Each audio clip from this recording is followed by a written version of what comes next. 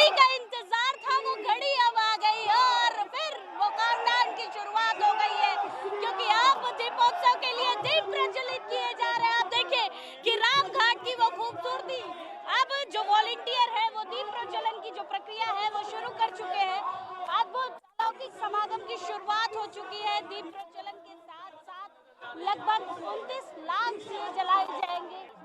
उसी तरीके से खूबसूरत घाटों का नजारा देखने को मिलेगा कि वो अद्भुत समागम है दीपोत्सव का, और जिस चीज का इंतजार हम कई दिनों से कर रहे थे वो समय आ गया है। दीप प्रज्वलित आपको सभी 56 घाटों पर नजर आ रहा होगा कि वॉलंटियर के द्वारा 56 घाटों पर दीप प्रज्वलन की प्रक्रिया चल रही है और अब यह इंतजार खत्म हो गया। लगभग 29 लाख दिए अयोध्या में जलाए गए। एक बड़ा Guinness world book of record दिया गया है।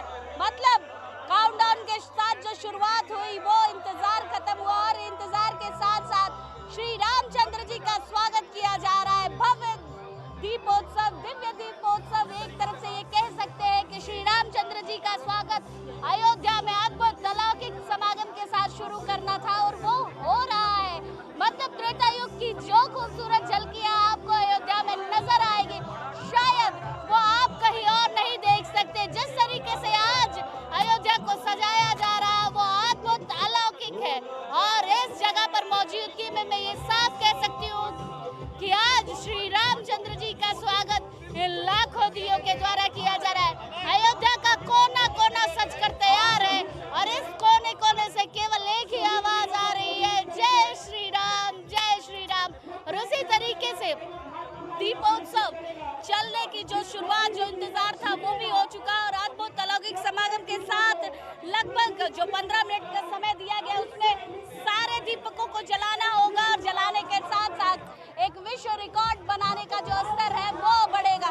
तो ये समागम आप देख रहे हैं दीपोत्सव का, जिसका हम इंतजार करते हैं और इसी के साथ साथ श्री रामचंद्र जी के स्वागत की भी शुरुआत अयोध्या में हो गई है।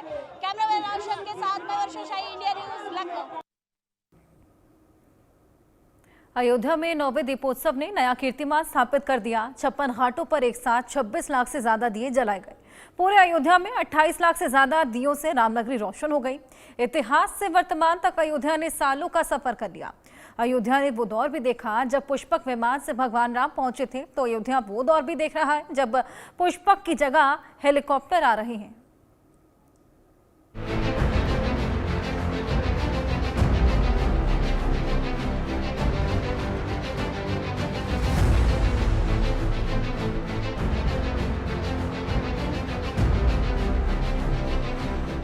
अयोध्या में राम का राजतिलक त्रेता युग का वो तथ्य है जिसमें 14 वर्ष तक सुने सिंहासन की व्यथा है और एक भाई का अपने बड़े भाई के लिए समर्पण और संस्कार का वो सच जिसकी मिसालें आज के दौर में ढूंढने नहीं मिलती। इतिहास से वर्तमान तक अयोध्या ने सालों का सफर तय कर लिया है। अयोध्या ने वो दौर भी देखा है जब पुष्पक विमान से भगवान राम पहुंचे थे, तो अयोध्या वो दौर भी देख रही है जब पुष्पक की जगह हेलीकॉप्टर आ रहे हैं। मर्यादा और भक्ति भले ही वही हो, लेकिन आधुनिकता ने तरीका जरूर बदल दिया है।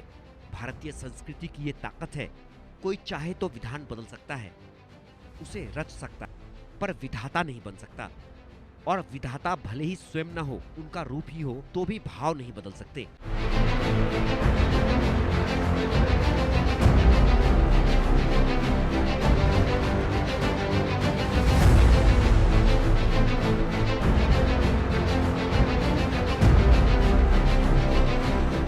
अयोध्या में दीपोत्सव का उत्साह बिना राम के अधूरा है।